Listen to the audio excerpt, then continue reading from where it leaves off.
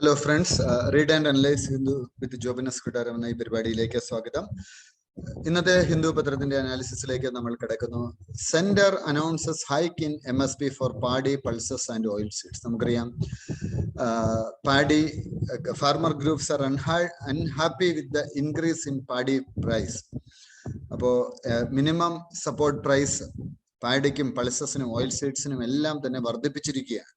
ഇപ്പൊ പാഡിക്ക് 2021-22 കാലഘട്ടത്തിൽ ഒരു ക്വിന്റലിന് 1940 രൂപയായിട്ട് വർദ്ധിപ്പിച്ചു. 72 രൂപയുടെ വർധനം. അപ്പൊ cost vice returns over cost നോക്കുവാണെങ്കിൽ ഓൾമോസ്റ്റ് 50% ആണ്. ഒരു ക്വിന്റലിന് അതിന്റെ പകുതിയോളമാണ് ചെലവാകുന്നത്, അതിന്റെ ഇരട്ടിയോളം അവർക്ക് കിട്ടും. ഇപ്പൊ കർഷകർക്ക് ഈ മിനിമം സപ്പോർട്ട് പ്രൈസ് എന്നുള്ള ഒരു സംഗതി ഉള്ളത് കൊണ്ട് തന്നെ അവർക്ക് ഉൽപാദന ചെലവും കഴിഞ്ഞ് ഒരു നല്ല ലാഭവും കൂടി കിട്ടും. ഗവൺമെന്റ് തന്നെ പ്രൊക്യൂർ ചെയ്യുകയും ചെയ്യും. മിനിമം സപ്പോർട്ട് പ്രൈസ് ഏതൊക്കെ വിഭവങ്ങൾക്കാണ് ഉള്ളത് എന്നുള്ളത് നിങ്ങൾ കൃത്യമായിട്ടും ഒന്ന് പഠിച്ച് എടുക്കുക. ഏതൊക്കെ പ്രൊഡക്ട്സിനുണ്ട്, ഒരുപക്ഷെ UPSCയുടെ ഒരു പ്രിലിം ക്വസ്റ്റ്യൻ ആയിട്ടൊക്കെ കടന്നു വരാൻ സാധ്യതയുണ്ട്. Bajra, ragi, maize, toor, moong, urad, groundnut, sunflower seed, ഇവിടെ എല്ലാം ഇൻക്രീസ് ഇവിടെ സൂചിപ്പിച്ചിട്ടുണ്ട്. ഏതാണ്ട് ഗ്രൗണ്ട്നട്ടിന് 5550 രൂപയാണ് പെർ ക്വിന്റലിന് ഏറ്റെടുക്കുന്നത്. അപ്പോൾ തീർച്ചയായിട്ടും കാർഷിക മേഖലയ്ക്ക് ഉണർവ് പകരുന്ന ഒരു കാര്യമാണ്. തീർച്ചയായിട്ടും പോസിറ്റീവ് ആയിട്ടുള്ള ഒരു കാര്യം ഗവൺമെന്റിന്റെ ഭാഗത്തു നിന്നുണ്ടായിരിക്കുന്നു. സുഭാഷിണി ഹൈദർ റിപ്പോർട്ട് ചെയ്തിരിക്കുന്നു, ഷൻ vaccine nationalism says UNGA president elect. പുതിയ പ്രസിഡന്റ് എലക്ട് അദ്ദേഹം അബ്ദുള്ള ഷാഹിദ് അദ്ദേഹം പറഞ്ഞത്, vaccine nationalism would destroy countries' efforts to eradicate pandemic and must be avoided at all cost എന്നാണ് UN ജനറൽ അസംബ്ലിയുടെ പ്രസിഡന്റ് ഇലക്ട് മാൽദീവിന്റെ ഫോറിൻ മിനിസ്റ്റർ അബ്ദുള്ള ഷാഹിദ് ആവശ്യപ്പെട്ടിരിക്കുകയാണ്. കാരണം വാക്സിൻ നാഷണലൈസേഷൻ എന്നൊക്കെ പറയുമ്പോൾ ആ രാജ്യത്തുള്ള ആളുകൾക്ക് മാത്രമാണ് കിട്ടുക, മറ്റുള്ള ആളുകൾക്ക് കിട്ടാത്ത ഒരു സ്ഥിതിവിശേഷം ഉണ്ടാവും. അപ്പൊ ഇത്തരം സാഹചര്യത്തിൽ തീർച്ചയായിട്ടും അദ്ദേഹത്തിന്റെ വാക്കുകൾക്ക് ലോകം കാതോർക്കുകയാണ്.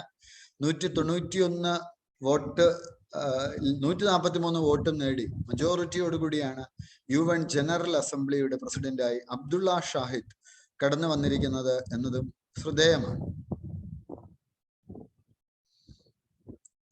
Central deputation of officers very low. Department of personnel and training പറഞ്ഞിരിക്കുകയാണ്, സ്റ്റേറ്റ്സിനോട് പറഞ്ഞിരിക്കുകയാണ്, states are not nominating officers for central deputation. ഇപ്പൊ നമുക്കറിയാം, ഓൾ ഇന്ത്യ സർവീസിലുള്ള ആളുകളൊക്കെ തന്നെ പലപ്പോഴും സെൻട്രൽ ഡെപ്യൂട്ടേഷൻ കൂടി പോവേണ്ടതുണ്ട്. പക്ഷേ ഉത്തർപ്രദേശിൽ നിന്ന് ഏതാണ്ട് 500 ഇന്ത്യൻ അഡ്മിനിസ്ട്രേറ്റീവ് ഓഫീസേഴ്സ് ഉണ്ട്. പക്ഷെ അതിൽ 32 പേര് മാത്രമാണ് സെൻട്രൽ ഡെപ്യൂട്ടേഷനിലേക്ക് പോയിരിക്കുന്നത്. വെസ്റ്റ് ബംഗാളിൽ 280 പേരുണ്ട്, അതിൽ വെറും 11 പേർ മാത്രമാണ് സെൻട്രൽ ഡെപ്യൂട്ടേഷനിലേക്ക് പോയിരിക്കുന്നത്. ബീഹാറിൽ നിന്ന് 32 IAS ഓഫീസേഴ്സ് ഉണ്ട് സെൻട്രൽ ഡെപ്യൂട്ടേഷനിൽ, 208 ഓഫീസേഴ്സ്. ഇങ്ങനെ ഓരോ സംസ്ഥാനത്തിന്റെയും ഡീറ്റെയിൽസ് നൽകിയിരിക്കുകയാണ്.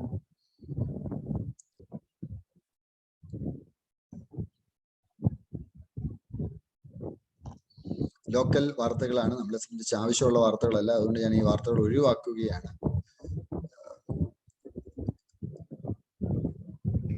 ഡൽഹി എഡിഷൻ ആണ് നമ്മളിപ്പോൾ അനലൈസ് ചെയ്തുകൊണ്ടിരിക്കുന്നത്. Seeing is believing. Heat and dust, a mirage appears on Raisina Hills on capital on hot Wednesday afternoon. ആ ഒരു ചിത്രം ഹിന്ദു പകർത്തിയിരിക്കുന്നു.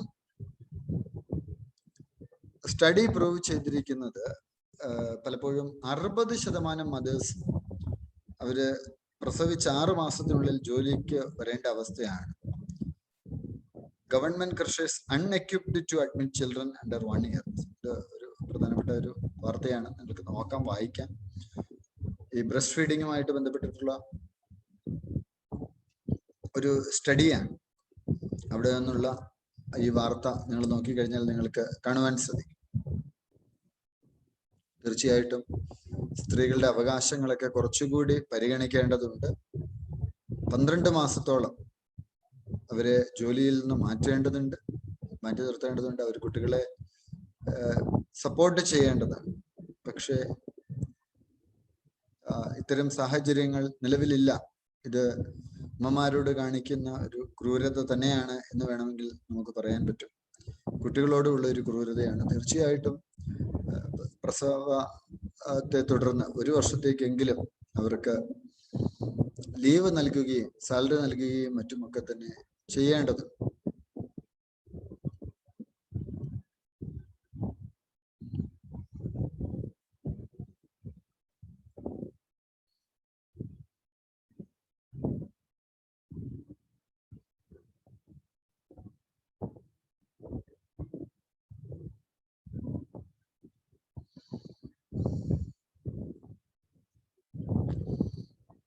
എഡിറ്റോറിയൽ പേജിലേക്ക് നമ്മൾ പോവുകയാണ്. Controversial directive. ഫിഷിംഗ് ബോട്ട്സിൽ ഗവൺമെന്റ് സ്റ്റാഫിനെ ഡിപ്ലോയ് ചെയ്യും എന്നുള്ള ആ ഒരു ഡയറക്റ്റീവ് വിഡ്രോ ചെയ്തിരിക്കുന്നു. ക്രിറ്റിസിസത്തെ തുടർന്നാണ്.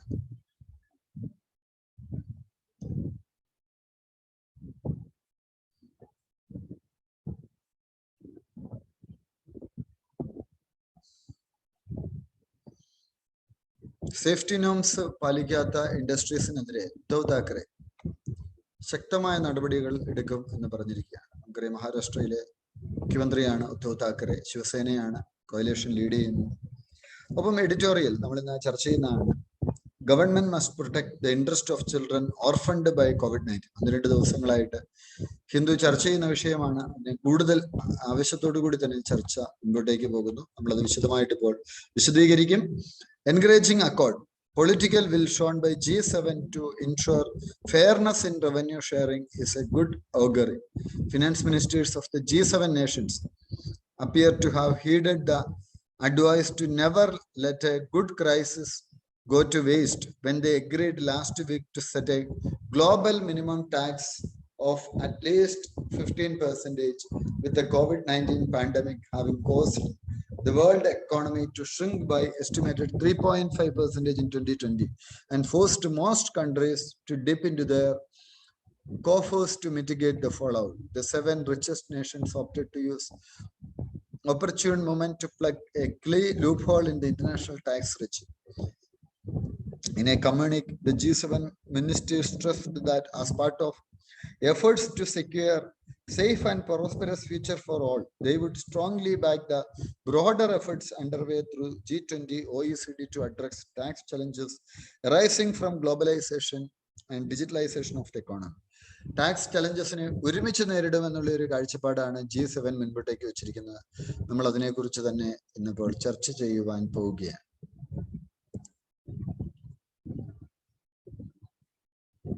തെലങ്കാന ഹൈക്കോടതിക്ക് 18ഓളം ജഡ്ജിമാരെ അഡീഷണൽ ആയിട്ട് ലഭിക്കുന്നു. അനൂപ് ചന്ദ്രപാണ്ഡെ, അദ്ദേഹം പുതിയ election കമ്മീഷണറായിട്ട് charge ഏറ്റെടുത്തിരിക്കുന്നു.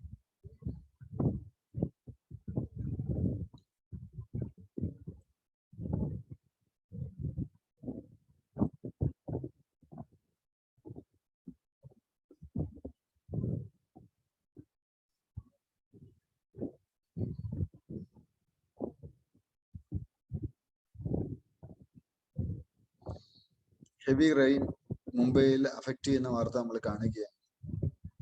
Ladakh job reservation decision unclear എന്നുള്ളതാണ് പറഞ്ഞത്.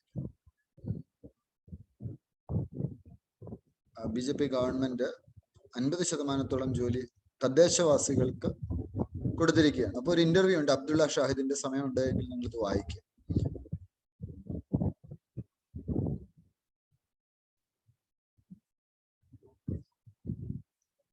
ഒരു കോൺഗ്രസ് ലീഡർ കൂടി BJP പാളയത്തിലേക്ക് പോയിരിക്കുന്നു. അദ്ദേഹം പൊളിറ്റിക്സ് കളിക്കുകയാണ്, അവര് ജനങ്ങളെ സെർവ് ചെയ്യുകയാണ് എന്നുള്ളതാണ് സ്പോക്ക് പേഴ്സൺ സുപ്രിയ ശ്രീനാഥെ പറഞ്ഞിരിക്കുന്നു.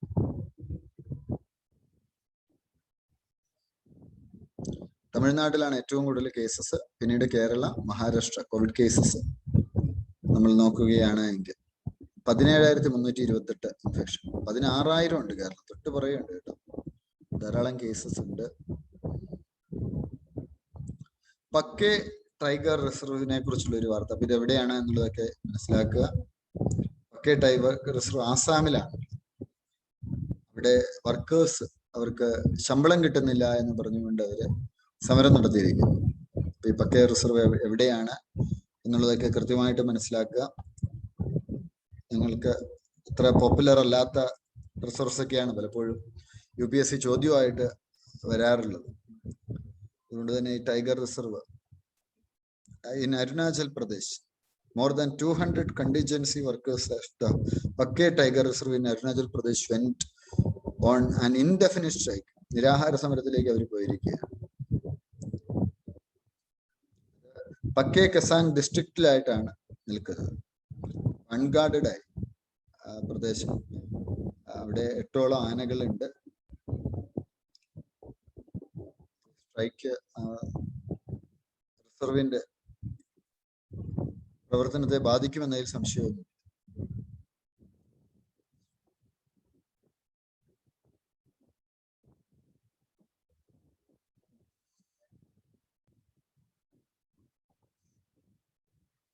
Back to school at 70. Manipuriലെ Chatrik village that overlooks the India-Myanmar border. A new school sees many elders learning the alphabet for the first time. 70 വയസ്സിന് മുകളിലുള്ളവരും ആ സ്കൂളിൽ പഠിക്കാൻ ചേർന്നിരിക്കുന്നു. വളരെ സന്തോഷകരമായിട്ടുള്ള ഒരു വാർത്തയാണ് അല്ലെ?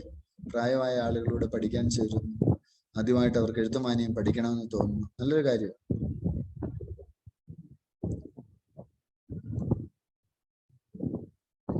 US സെനറ്റ് ഒരു ഇന്നോവേഷൻ ബില്ല് പാസ് ചെയ്തിരിക്കുന്നു. റിസർച്ചിന് കൂടുതൽ പ്രാധാന്യം കൊടുക്കുക. കാരണം ഒരു ഗ്രോയിങ് എക്കണോമിക് ത്രെറ്റ് ചൈനയിൽ നിന്നുണ്ട്. അതിനെ നേരിടാൻ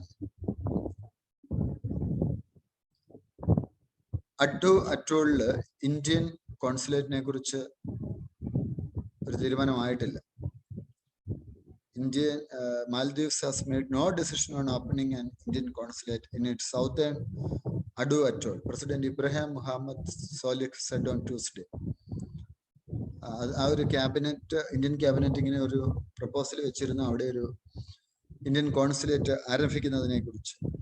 ഇന്ത്യയുടെ ഇൻഫ്ലുവൻസ് കൂടുന്നതിൽ ചില ആളുകൾ അവിടെ അസ്വസ്ഥരാണ്. എന്തൊക്കെയാണെങ്കിലും അതിനെക്കുറിച്ചൊരു തീരുമാനമായിട്ടില്ല എന്നാണ് അദ്ദേഹം പറഞ്ഞത്. Cod vaccine partnership goal still on track. ഒരു very ambitious code meeting US plan ചെയ്യുന്നു. വാക്സിനേഷൻ പ്ലാനും അവരുടെ പ്ലാനിലുണ്ട്. ഇന്ത്യ, ജപ്പാൻ, ഓസ്ട്രേലിയ, US ഇവരാണ് കോഡിലെ അലയൻസ് എന്നുള്ളത് നിങ്ങൾക്കറിയാം. അപ്പോൾ ചില മേഖലകളിൽ നമ്മൾ സഹകരണത്തിന് തുനിയുകയാണ്. COVID-19 കെയറില് GST റിഡക്ഷൻ, UP അതിനെ ഫേവർ ചെയ്യുന്ന ഒരു വാർത്ത നമ്മൾ കാണുന്നു.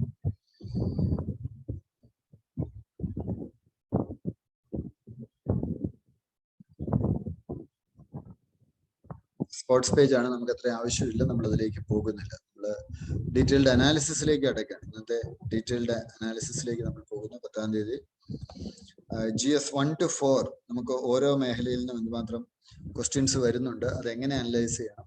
അപ്പോൾ പ്രധാനപ്പെട്ട പ്രിലിം ക്വസ്റ്റ്യൻസ് ഏതൊക്കെയാണ്, ഈ ഒരു ഡയമെൻഷനിലേക്ക് നമ്മൾ പോകുന്നു. അടുത്ത ഏതാനും നിമിഷങ്ങൾക്കുള്ളിൽ നമ്മളത് ഫിനിഷ് ചെയ്യുന്നതായിരിക്കും.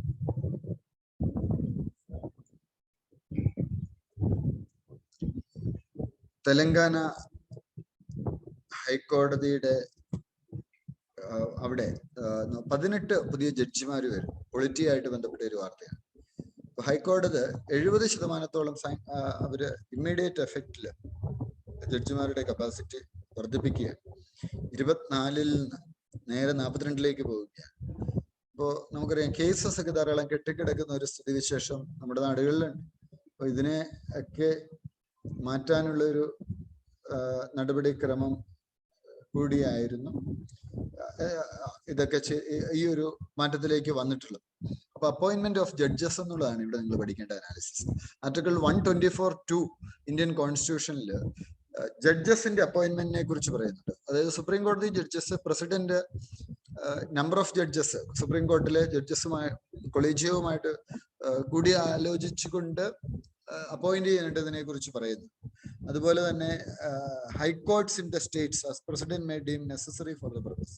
ആർട്ടിക്കിൾ 217 കോൺസ്റ്റിറ്റ്യൂഷൻ പറയുന്ന ഒരു ജഡ്ജ് ഹൈക്കോടതിയിലെ shall be appointed by the president in consultation with Chief Justice of India, Governor of State, and in the case of appointment of a judge other than Chief Justice, the Chief Justice of the High Court എന്നുള്ളതാണ്. ജഡ്ജിമാരുടെ അപ്പോയിന്റ്മെന്റുമായിട്ടുള്ള provisions കൃത്യമായിട്ട് പഠിക്കുക. Collegium നിലവിലുണ്ട്, supreme കോടതി ജഡ്ജസിനെ appoint ചെയ്യാൻ. അതിൽ chief justice of ഇന്ത്യയും 4 senior most ജഡ്ജസും ആണുള്ളൂ supreme കോടതി. Memorandum of procedure setup ചെയ്യും. 3rd ജഡ്ജ് കേസിലാണ് ഇത് വന്നത്. കൊളീജിയം അവരുടെ നെയിംസ് അവരാഗ്രഹിക്കുന്ന ജഡ്ജസിന്റെ പേര് എക്സിക്യൂട്ടീവിന് കൈമാറുന്നു. പ്രസിഡന്റ് എന്ത് ചെയ്യും? ഈ റെക്കമെൻഡേഷൻ ആക്സെപ്റ്റ് ചെയ്യുകയോ റീകൺസിഡറേഷൻ തിരിച്ചയക്കുകയോ ചെയ്യും. The reconsidered advice must be accepted by the president. അപ്പൊ ഈ രീതിയിലാണ് ജഡ്ജിമാരുടെ അപ്പോയിന്റ്മെന്റ് നടക്കുന്നത്. നല്ല ക്ലാരിറ്റിയോടെ മനസ്സിലാക്കുക, കാരണം വളരെ പ്രധാനപ്പെട്ട ഒരു വിഷയമാണ്. ഇവിടെ മറ്റൊരു കാര്യം നിങ്ങൾ മനസ്സിലാക്കേണ്ടത്, കൊളീജിയം സിസ്റ്റം എന്താണെന്നുള്ളത് മനസ്സിലാക്കുക. നമ്മളിപ്പോ ചർച്ച ചെയ്തതാണ്. Intelligence bureau is a reputed and established intelligence agency. It is authoritatively controlled by Ministry of Home Affairs. It can also raise objections and seek clarification regarding the collegium choices. But if the collegium reiterates the same names, the government is bound under Constitution bench judgments to appoint them as judges. Procedure followed by the collegium for high courts. The CJs of high courts is appointed as per policy of having chief justices from outside the respective states. The collegium takes the call on the elevation. High court judges are recommended by a collegium comprising of Chief Justice of India and senior most judges. ഒരു collegium നൽകുന്ന ശുപാർശ പ്രകാരമാണ് ജഡ്ജിമാരെ നിയമിക്കുന്നത് എന്നുള്ളത് മനസ്സിലാക്കുക. ഹൈക്കോടതിയിലാകുമ്പോൾ recommendation is sent to Chief Minister, who advises the governor to send the proposal to Union Law Minister. അടുത്ത free ration scheme മൈഗ്രൻസിന് കൊടുക്കുക. General studies 2 governance വരുന്നതാണ്.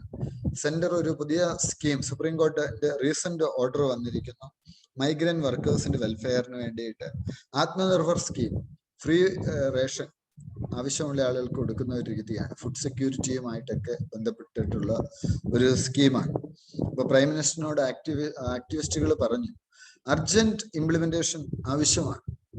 കാരണം മൈഗ്രന്റ് ലേബേഴ്സ് പലയിടത്തും സ്റ്റാൻഡേർഡ് ആയി കിടക്കുകയാണ്. അപ്പൊ അവർക്ക് ഫുഡില്ല, റേഷനില്ല. ഫുഡ് സെക്യൂരിറ്റി എന്നുള്ളത് റേഷൻ കാർഡ് ഹോൾഡേഴ്സിന് മാത്രമല്ല കൊടുക്കേണ്ടത്. അപ്പോ ആക്ടിവിസ്റ്റ് പറയുന്നത് കുക്ക്ഡ് ഫുഡ് തന്നെ കൊടുക്കണം, അതിനുള്ള കിച്ചൺസ് സെറ്റപ്പ് ചെയ്യണം എന്നുള്ളതും കൂടി പറയുന്നു. ക്യാഷ് ട്രാൻസ്ഫേഴ്സിനെ കുറിച്ച് പറയുന്നു. പല സ്ഥലങ്ങളിലും അവര് ലോക്ക്ഡൌൺ ആയി കിടക്കുകയാണ്. അപ്പൊ ഇത് എക്സ്റ്റെൻഡ് ചെയ്യാണ്. പ്രധാനമന്ത്രി ഗരീബ് കല്യാൺ അന്ന യോജന നവംബർ 2020 വരെ 80 കോടി ആളുകൾക്കാണ് ഇതിന്റെ പ്രയോജനം ലഭിക്കുക. അപ്പൊ ഈ സ്കീം, അതിന്റെ മെച്ചങ്ങൾ ഇതെല്ലാം തന്നെ മനസ്സിലാക്കും. No decision yet on Indian consulate in Addu atoll സോലിക്. മാലദ്വീപ്സിന്റെ പ്രസിഡന്റ് സേവ് അഡു എന്ന് പറയുന്ന ഒരു സോഷ്യൽ മീഡിയ ക്യാമ്പയിൻ നടക്കുന്നുണ്ട് മാലദ്വീപിയൻസിൽ. ഒരു they are skeptical about another Indian mission presence in addition to embassy in Mali.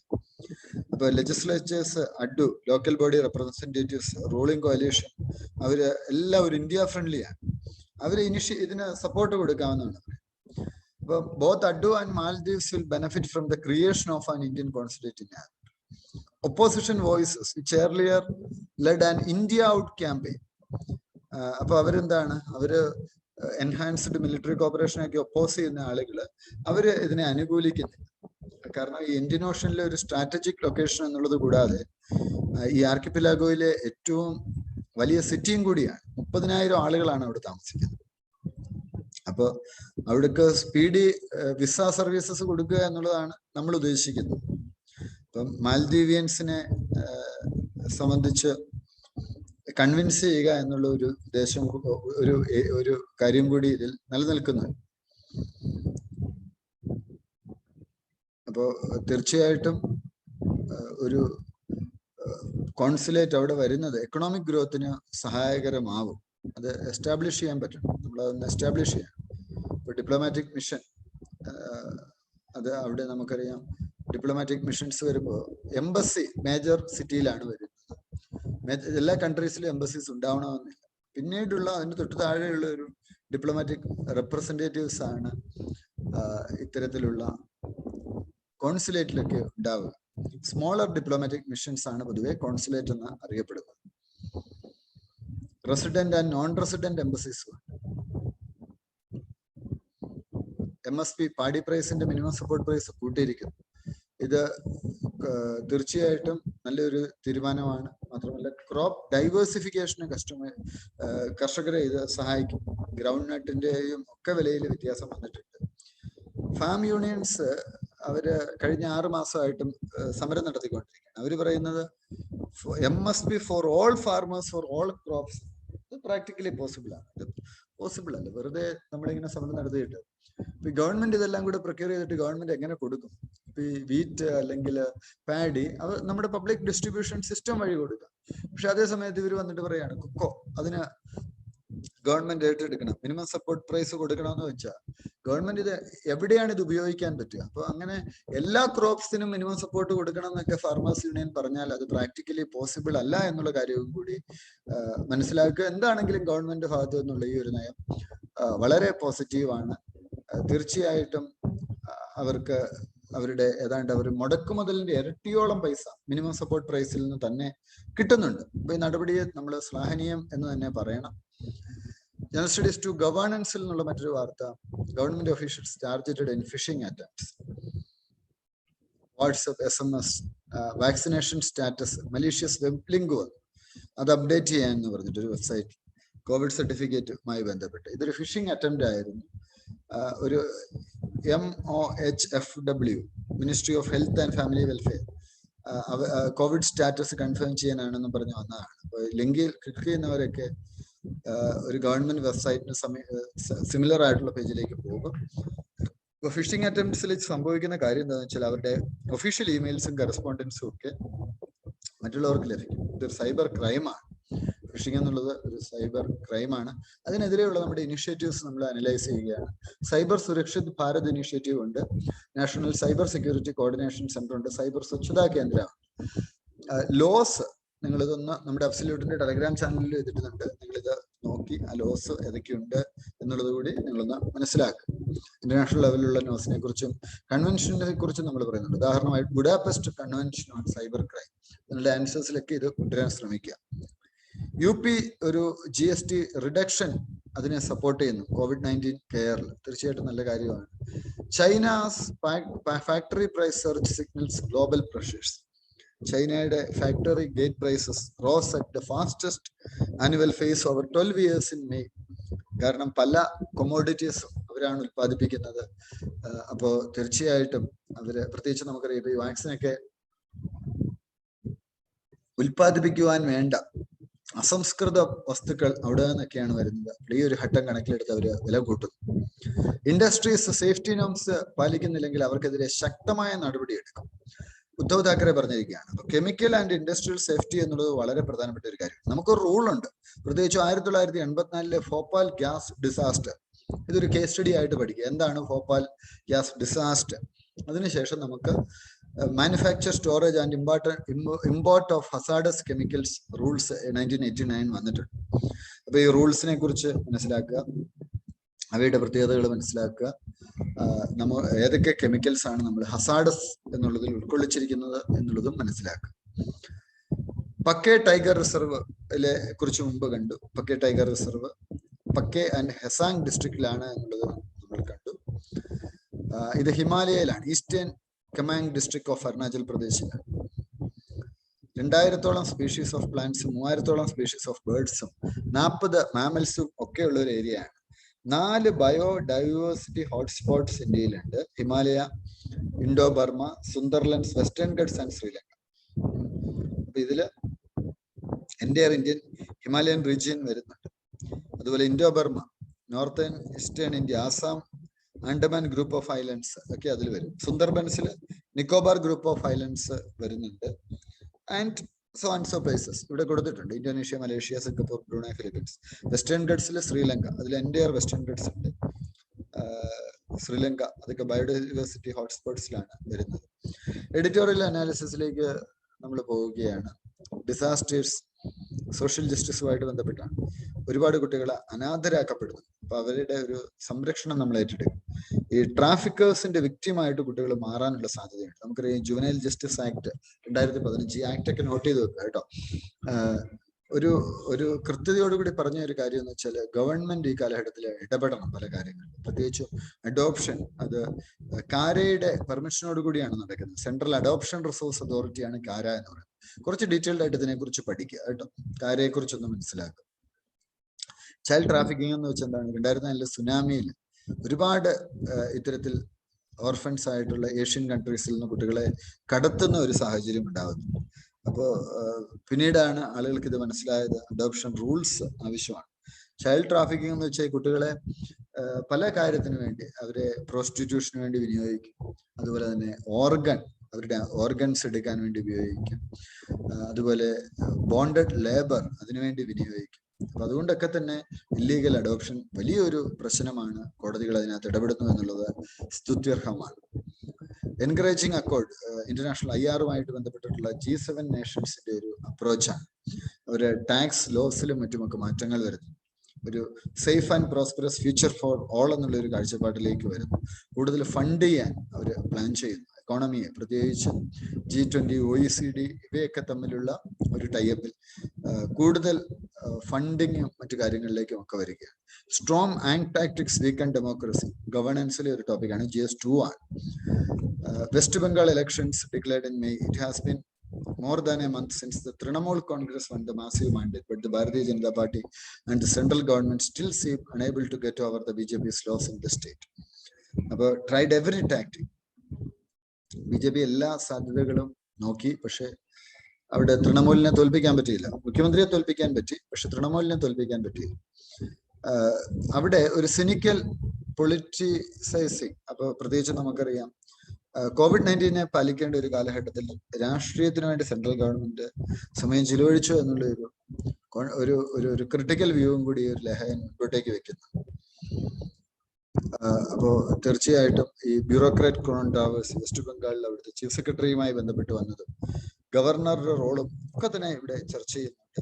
ഇത്തരത്തിലുള്ള ഈ ഒരു സ്റ്റേറ്റ് സെൻട്രൽ കോൺഫ്ലിക്റ്റ് ഇന്ത്യയുടെ ഫെഡറലിസത്തിനൊരു വീക്കൻ ചെയ്യും, ദുർബലപ്പെടുത്തുമെന്നുള്ള ഒരു വ്യൂ കൂടി കൊണ്ടുവരും. Promise and perils of judicial justice delivery GS2 governance വരുന്നതാണ്. Popular perception Indian courts are not associated first with delivery of justice. എപ്പോഴും ഡിലേസ് ഒരുപാട് ഉണ്ടാവും. 30 വർഷമായിട്ട് കെട്ടിക്കിടക്കുന്ന 85,000 കേസുകൾ ഉണ്ട് എന്നാണ് പറയുന്നത്. 3.27 കോടി. ഈ ഫിഗേഴ്സ് ഒക്കെ നിങ്ങൾ നോട്ട് ചെയ്യണം കേട്ടോ, നിങ്ങൾക്കത് പലയിടത്തും കൊണ്ടുവരാൻ പറ്റും. 3.27 കോടി കേസസ് ആണ് ഇന്ത്യൻ കോടതികളിൽ കെട്ടിക്കിടക്കുന്നത്. അതിൽ തന്നെ 85,000 കേസസ് എന്ന് പറയുന്നത് 30 വർഷമായിട്ട് പെൻഡിങ് ആയിട്ടുള്ളതാണ്.